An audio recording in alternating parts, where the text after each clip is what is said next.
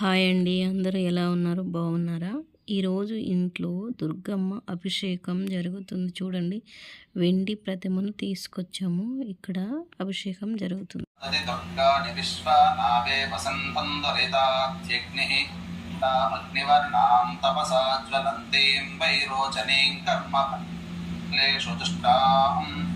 దుర్గాం దేవీం శరణమహం ప్రపద్యే సుతరసితరసే నమః అగ్నే త్వం పాదయానభ్యో అస్మాన్ స్వస్తిభిరది దుర్గాణి విశ్వా ఓశ్చ పృథ్వీ బహుళ వన ఉర్వే భవతోకాయతనయాయ శంయోః విశ్వానినో దుర్గః జాతవేదస్యంధన్ననా దది దుర్గాణి విశ్వాక్షామద్దేవో అతిదురితాత్యగ్నిః అజ్ఞోషి గమేభ్యో అధ్నరేషు సనాచ్చహోతా నవ్యశ్చ సత్సే పాంచాగ్నే తనువం విప్రయస్వాస్మభ్యం చ సౌభగమాయజస్వ గోభిర్జష్టమయుజో నిషిక్తం ఓం భూః కాత్యాయనాయ విద్మహే కన్యకుమారి ధీమహి తన్నో దుర్గః ప్రచోదయాత్ ఓం భువః కాత్యాయనాయ తన్నో దుర్గః ప్రచోదయాత్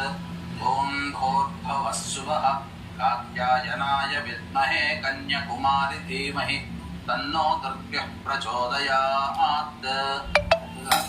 అమ్మవారికి షోడశోపచార విధానంలో భాగంగా అభిషేకం జరుపుకున్నాం.